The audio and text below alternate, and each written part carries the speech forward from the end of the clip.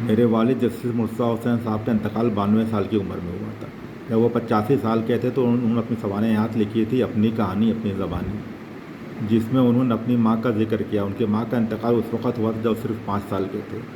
سب سے بڑا غم جسے میں نہ بھلا سکا اور نہ بھلا سکوں گا وہ اپنی ماں کی جدائی کا غم ہے۔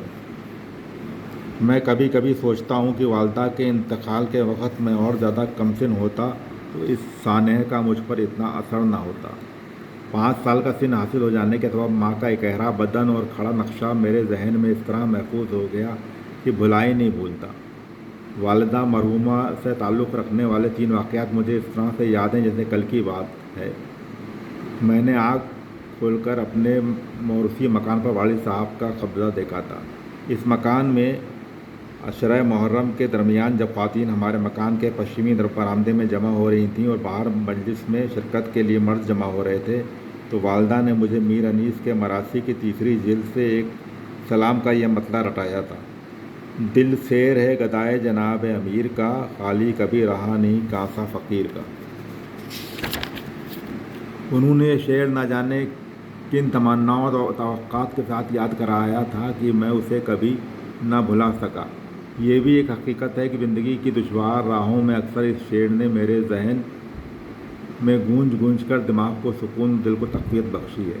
دوسرا واقعہ جو مزید دلگداز ہے اور جس کے تصور کا اب تک یہ عالم ہے کہ دل میں ایک درد اٹھا آنکھ میں آنسو بھرائے، بیٹھے بیٹھے ہمیں کیا جانیے کیا یاد آیا، وہ یہ کہ جب والدہ بستر مرگ پر تھیں تو ان کا پلنگ انگنائی کے دکن والے برآمدے کے پوربی در سے ملا بچھا ہوا تھا۔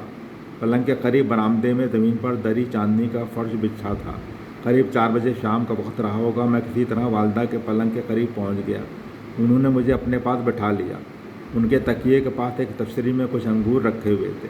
انہوں نے مجھے اس میں سے انگور کے چند دانے دیے، پھر اپنے تکیے کے نیچے سے نکال کر 4 پیسے کا ایک سکہ مجھے دیا جو اکنی کہلاتا تھا۔ ماں کے اس محبت بھرے سلوک کا مجھ پر نہ جانے کیا اثر ہوا کہ میں ہاتھ میں انگور اور اکنی لیے ہوئے برآمدے سے باہر ایک دیوار سے سر ٹکا کر رونے لگا۔ وہ دیوار مکان کی تعمیر نو کے سلسلے میں منہدم کر دی گئی۔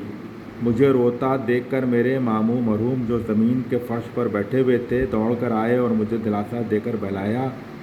اس سارے منظر کو میں کبھی اور کسی طرح نہ بھلا سکا۔ تیسرا واقعہ جو ذہن میں تازہ رہتا وہ یہ کہ والدہ کے انتقال کے بعد ہمارا مکان مقفل کر دیا گیا تھا۔ مجھے یہ بتا دیا گیا تھا کہ وہ علاج کے لیے اسپتال گئی ہیں۔ اس کے باوجود میں ایک آدھ دفعہ مقفل مکان کے دروازے کے پاس گیا اور دروازے کی دراروں سے جھانک کر ماں کو اماں اماں کہہ کر پکارا۔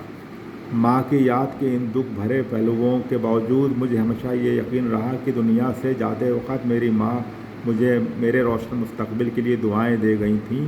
اسی لیے میں اپنی ساری ترقیوں میں شریک حیات کے ستاروں کے ساتھ ماں کی دعاؤں کو بھی شامل سمجھتا ہوں۔